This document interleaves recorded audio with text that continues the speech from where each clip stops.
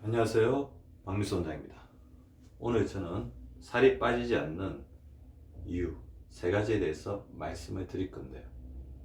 부족하고, 넘치고, 균형이 깨어지고.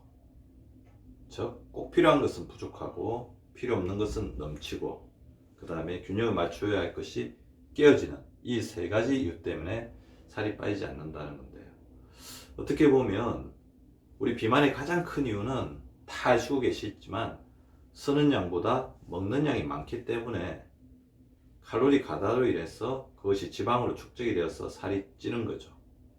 근데 그렇게만 알고 있는 분들이 굉장히 많고, 그래서 먹는 양을 줄이고 쓰는 양을 늘리려고 운동도 열심히 하고 먹는 것도 굉장히 조절을 열심히 해보지만 살이 빠지지 않아서 굉장히 의아해하고 절망해하면서 힘들어하시는 분들을 오늘도 저는 진료실에서 많이 보고 있거든요.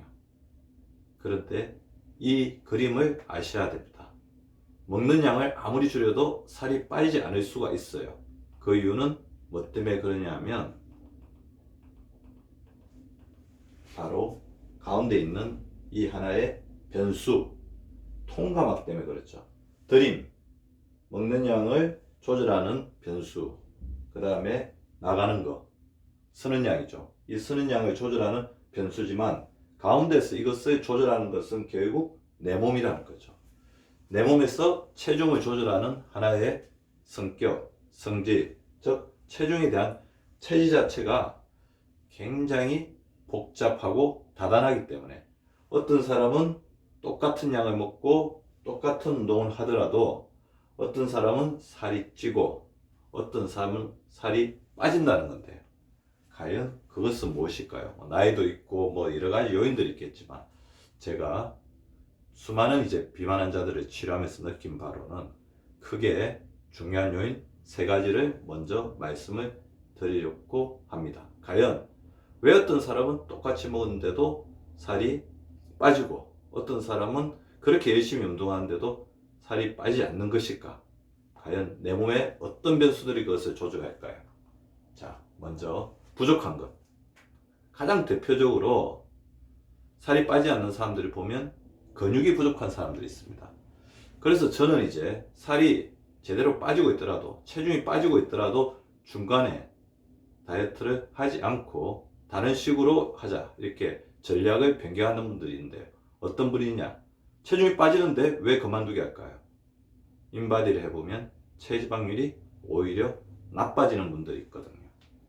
그분들은 어떤 겁니까? 체중이 빠지는, 지방이 빠지는 속도보다 근육이 줄어드는 속도가 더 빠르기 때문입니다. 이것은 어떻게 보면 소탐대실이죠. 당장 저울에 있는 자기 체중의 저울을 줄이는 것에 만족하면서 미래 다가올 요요라든지 그 다음에 건강상의 손실을 눈을 감는 거거든요. 근육 부자가 가장 부자라고 말씀을 드렸죠. 근육이 부족해지면 일정 정도 시점이 지나면 살이 빠지지도 않고 바인 사이도 금방 늘어나게 됩니다. 왜 그러냐면 똑같은 운동을 하고 똑같은 먹기를 하더라도 체중을 조절하는데 가장 중요한 가성비를 결정하는 것이 근육이고, 근육이 부족해지면 어떻게 됩니까? 기초대사량이 떨어집니다.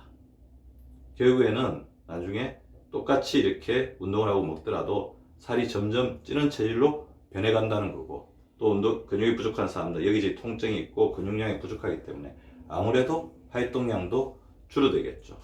그러면 어떤 사람들이 근육이 부족해지느냐? 물론 나이가 들면서 성장 호르몬, 성 호르몬이 부족해지기 때문에, 떨어지기 때문에 우리 호르몬이 부족해지는, 그러면서 근육이 부족해지는 것은 어쩔 수 없지만 특히 성장 호르몬 같은 경우는 개인차가 굉장히 있거든요. 성장 호르몬을 관리 못하는 사람들은 빨리 근육이 줄어들고요.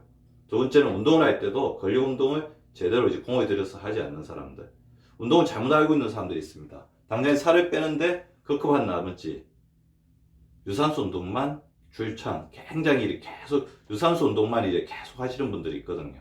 그러다 보면 결국에는 근육과 심폐기능의 밸런스가 무너지면서 오히려 살이 찌는 딜레마에 빠지는 거죠. 두 번째는 근육의 재료가 되는 어떤 음식들을 균형 잡히게 섭취하지 않는 섭취의 불균형도 영향을 줍니다. 더불어서 많아지는 게 있죠. 뭐가 많냐? 인플라메이션, 염증이 많으면 살이 빠지지 않습니다.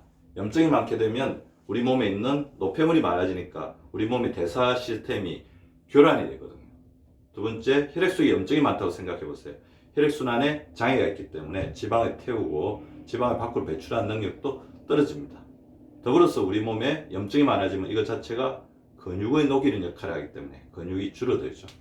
염증이 많아지는 이유는 다 알고 계시죠. 대표적으로는 스트레스를 받거나 화나 분노가 있으면 활성산소가 늘어나고 이것이 만성염증의 원인이 되고요. 우리 혈액 속에 있는 고혈압, 당뇨, 고지혈증 이것은 다 이제 혈액 속의 염증으로 작용합니다.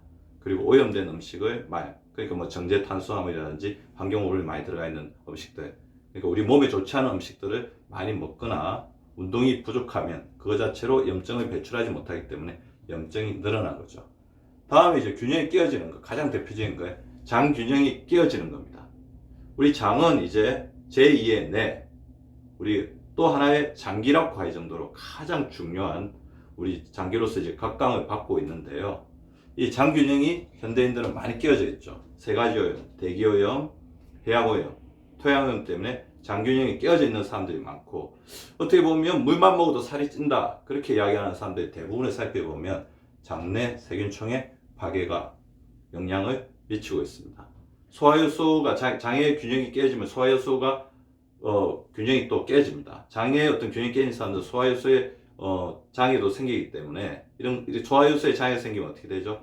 음식물이 제대로 분해가 되지 않고 찌꺼기가 장으로 가죠. 그래서 문제를 만들고요. 우리 장 균형이 깨진 사람들은 유해균이 늘어나면서 그중에 유해균의 대표적인 균 중에 하나가 비만세균인데 포미키티스균이 늘어나면서 우리 몸에 있는 음식물들을 지방산으로 분해 흡수 이렇게 생성을 해서 더욱더 살을 찌게 하는 체질로 만들고요. 아무래도 장 균형이 깨지니까 장염도 자주 걸리고 소화도 불량이 되고 세로토닌이 저하되기 때문에 스트레스가 증가되죠. 아까 말씀드린 것처럼 장 균형이 깨어지는 이유들 오염된 세 가지, 대기오염, 토양오염, 해양오염 이런 것들로 인해서 잘못된 음식을 먹는 것도 있고요. 식이섬유의 섭취 부족, 그다음에 유산균의 먹이가 되는 발효식품, 그 다음에 그런 어떤 소화효소의 재료가 되는 발효식품을 제대로 먹지 않는 것들이 또 있습니다. 운동을 하지 않아서 장 운동이 저하가 되거나 스트레스 때문에 장 운동이 저하가 되면 장 균형이 깨어지죠. 아무래도 장 안에 독소들이 오래 머무니까.